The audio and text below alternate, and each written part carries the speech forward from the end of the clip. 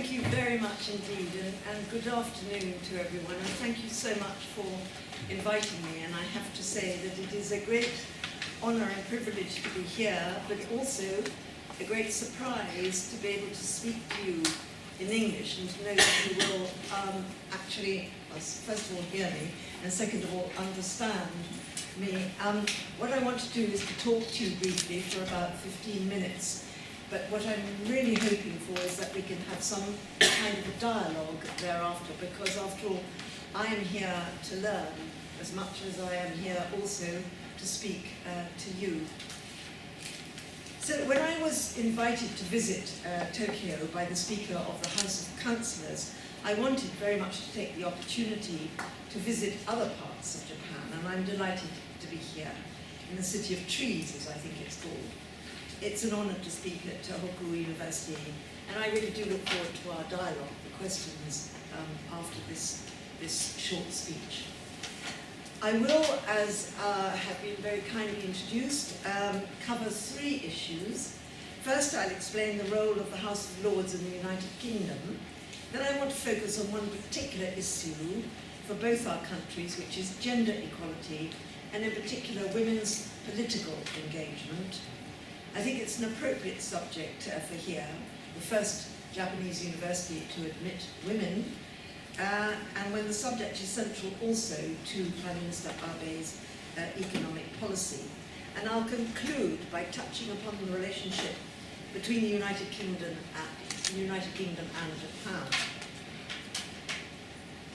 The House of Lords. Let me try and give you a better understanding of the House of Lords, what it is today, what it does.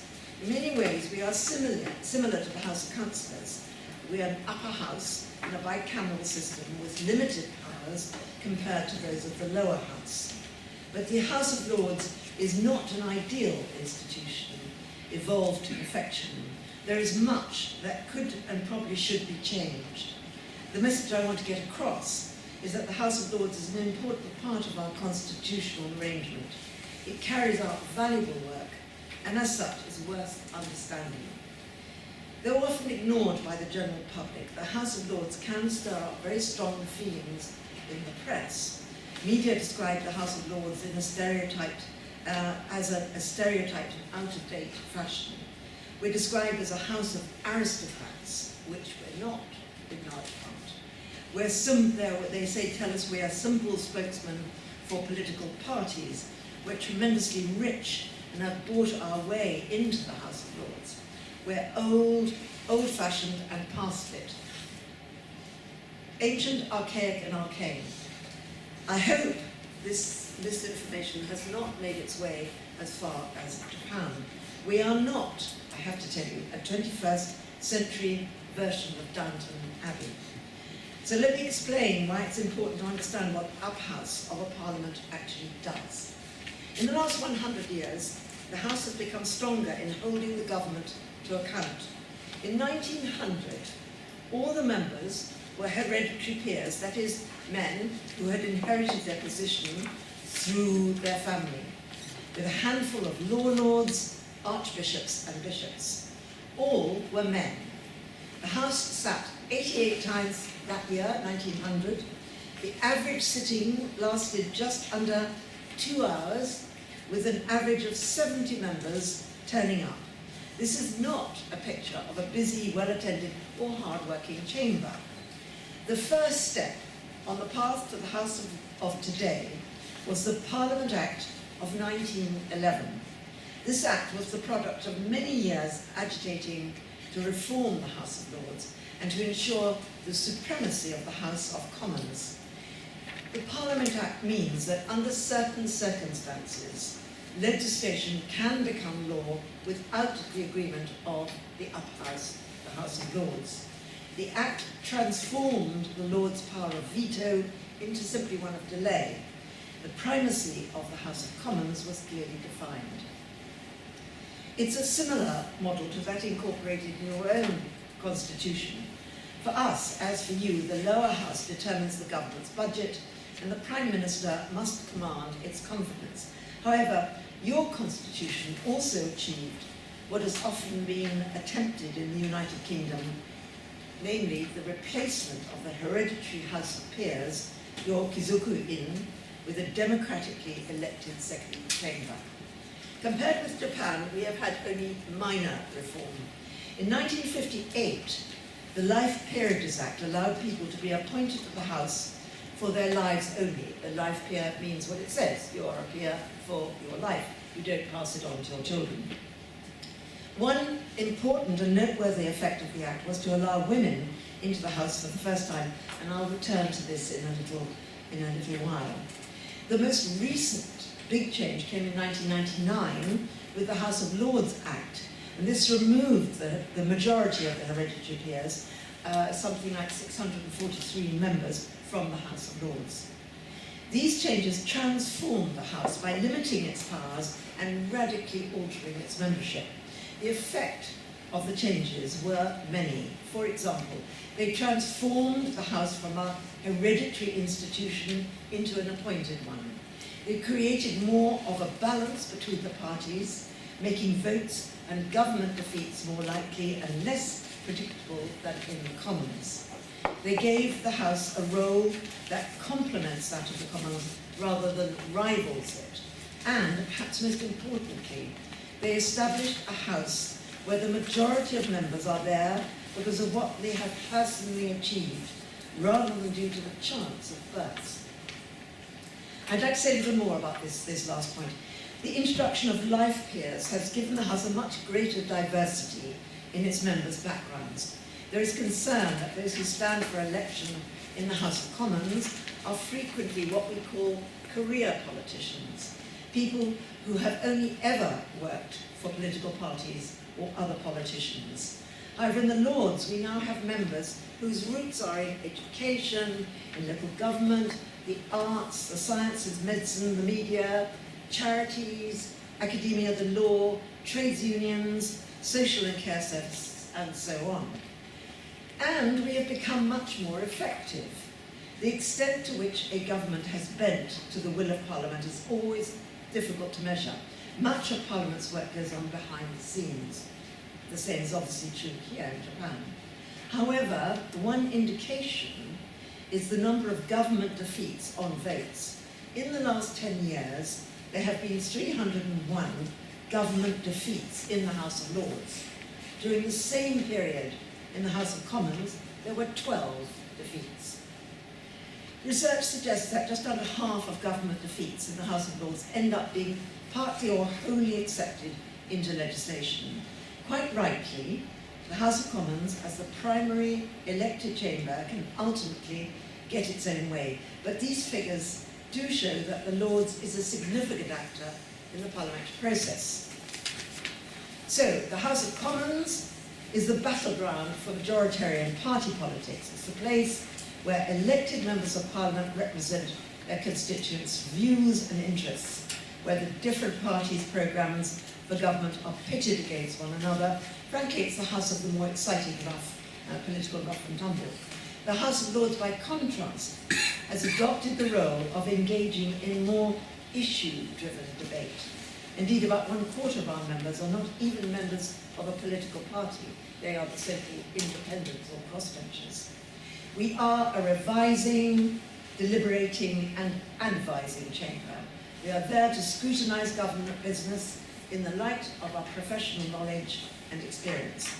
This is a quite different but complementary role to that of the other House. Further changes are happening in the House. The first will occur later this month. For the first time, members of the House of Lords will be able to retire.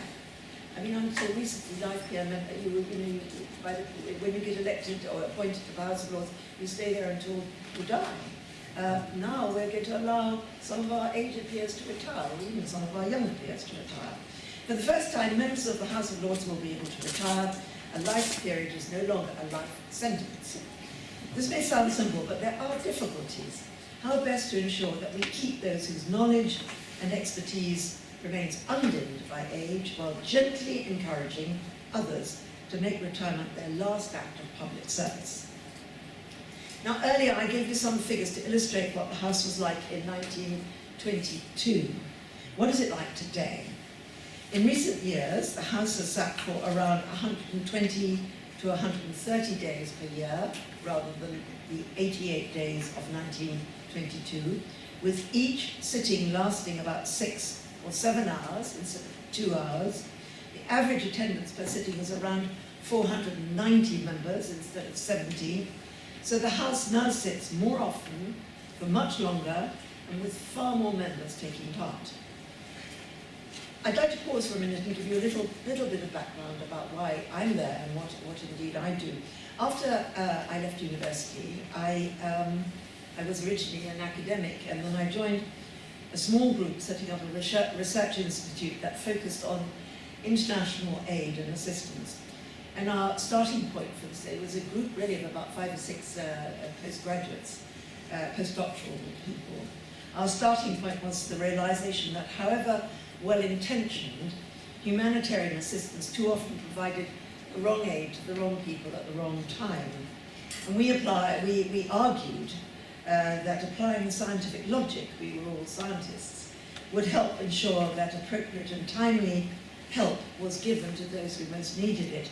And much of our work concerned trying to work out what were the indicators of famine, and thereby producing an early warning system for famine, which involved a huge number of indicators, including the way in which local market prices fluctuated when food shortage was threatened, and the way in which marketeers behaved. Very interesting, and it was actually, I've tested it out in many parts of the world. The work that we did then, which was in the early 80s, is now accepted the world over, and many localized famines have in fact been prevented. And then I was in southern Africa in the 1980s, and I began to understand that the answer to the appalling suffering created by the apartheid regime in that country did not lie so much in providing aid and assistance, but in ensuring individual human rights. And on returning to the UK, I became the director of a human rights campaigning organisation which aimed to guarantee the fundamental democratic right of free expression found in the UN Universal Declaration of Human Rights. So this was the kind of background that I had, and I was invited to join the House in 2004 as an independent peer, non-party affiliated, a so-called crossbencher. Because I wasn't really working in a traditional corporate role, I faced, I think, less barriers in ensuring that I, as a woman, could achieve what I set out to do. But I'm well aware that such barriers do exist and turn now to those which women must overcome to play a role in politics. The importance of women's political engagement is hard, I think, to overstate. I hope you will all agree with me on that. This is not because women necessarily have a unique view by virtue of their gender, but because without women, the political conversation is simply incomplete. Democratic systems are at their most legitimate, credible, and effective if there is engagement from all corners of society. It therefore damages democracy if women are excluded. Too many women today still live in states of poverty, fear, exploitation, and utter weariness. Creating the conditions that encourage political participation for women is a crucial driver for achieving development and establishing stable and successful societies. So it is rather a sad fact that Japan, one of the world's most stable and successful countries, occupies a low position in the statistics for women politicians, compiled by the Interparliamentary Union, with women comprising only 8.1% of the House of Representatives, for example. During the course of this short visit we've made to Japan, I've already been asked how this might be improved. And the answer is not simple. Women's political engagement can't really be seen as an issue on its own. It's something that grows out of the broader context of women's liberation and equality. You should be proud that Japan was one of the earliest signatories to the Convention on the Elimination of All Forms of Discrimination Against Women. Earlier, I might add, than the United Kingdom signed that convention, and that you have a legal framework that outlaws deliberate discrimination against women. But clearly, the legal framework alone has not been enough to provide economic or political engagement. Prime Minister Abe's focus on encouraging women in the workplace is therefore extremely welcome. Practical reforms to boost the female workforce participation includes moves to promote flexible working and to combat the long hours culture, which will in turn open the door to economic engagement. Events such as the most recent World Assembly for Women and the visible presence of women in leadership positions will encourage ever more women to follow their example. And that change in culture will be crucial. While there will always be some women prepared to fight misogyny and to combat a hostile culture, it should not need to be this way for everyone. So do not judge dedication by measuring hours spent at a desk. Do not equate ability with availability. As an encouragement, let me offer you two short examples. The first is the Women's Parliamentary Caucus in the Parliament of Pakistan, a country where one might not perhaps expect that women would be powerful. This significant caucus group of women in Parliament, parliamentarians from both the National Assembly and the Senate, has been successful not only in forcing through gender-balanced legislation, but also in striking out discriminatory statutes. Why have they been successful? Because when approximately 100 women parliamentarians from all parties work together and speak with one voice, they are able to persuade male parliamentarians to support their efforts, resulting in highly sympathetic legislation. Women's political activity in Pakistan has become institutionalized and helps other women towards economic and political participation, not only in the centre, but at the local levels as well, through the support of endeavours such as microfinance schemes, easy bank loans, and those sort of measures. The second example comes from the House of Lords. The first female appointed members took their seats in 1958, and they were very much in the minority. By 1969, just 3.2% of the House were female, and the number remained static at about 5% until 1989. But in the subsequent 25 years, we've seen a great improvement. 10 years ago, when I joined the House, 17% of us were women. Now just under 24% are. It's not enough, but it's better. Many British people will tell you that we still have much to do to achieve equality, and of course they're right. But the House of Lords reflects our society, and the increase in women members highlights the success that women are starting to achieve in business, culture, politics, and academia. Women's political empowerment can only flourish if its roots are deeply embedded in a culture of women's educational and economic equality. Political empowerment is far less likely to be simply the result of quotas. In fact, such arrangements as having female quotas by providing a quicker route to political involvement to some women might undermine progress towards political engagement for all women. So my advice, indeed, if you need it, my suggestion, perhaps I should say to you, is twofold. First, you create a welcoming culture in business. Critics will say that this might cause a small fall in short-term productivity, but this will be more than counterbalanced by the ability to recruit a workforce from a much broader talent pool.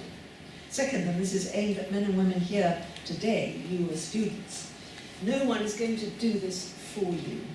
You are the next generation, and you have to make the changes happen. No one else is going to do it.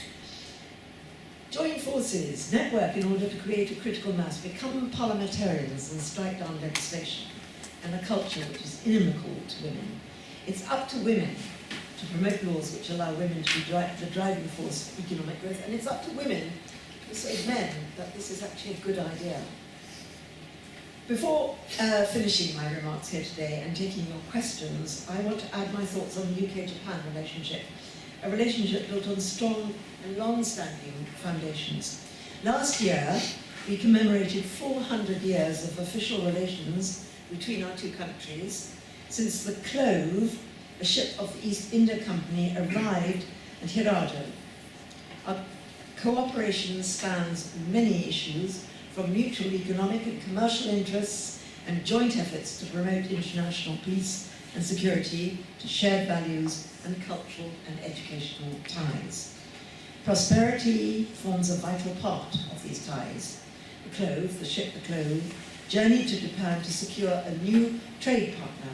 Centuries later, the strong economic relationship continues to thrive and is vital to mutual prosperity. The United Kingdom exports goods and services to Japan worth £10 billion every year.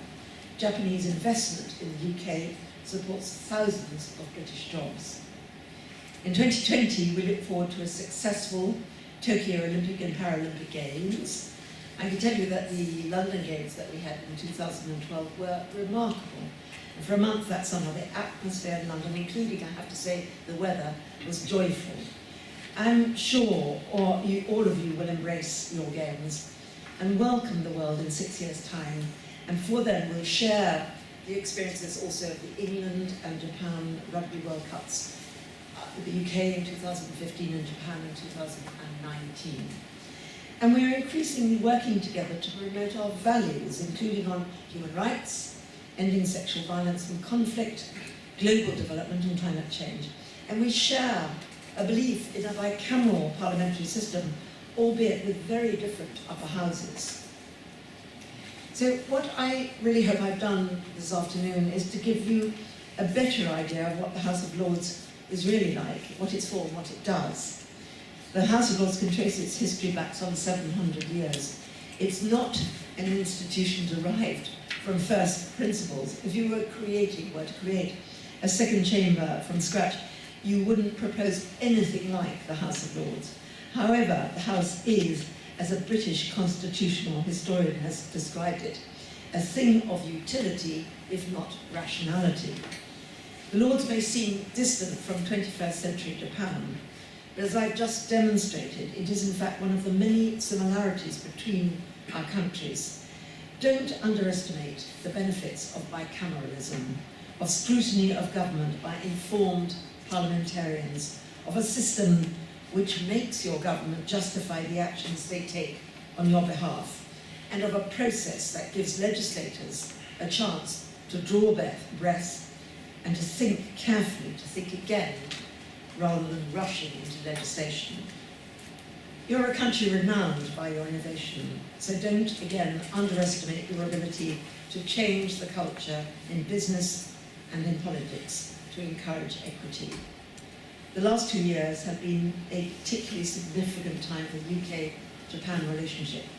When the Clove embarked on her voyage in 1611, it was the beginning of a lasting friendship. Over 400 years later, we look forward confidently to many more years of partnership and progress. Thank you for your kind attention.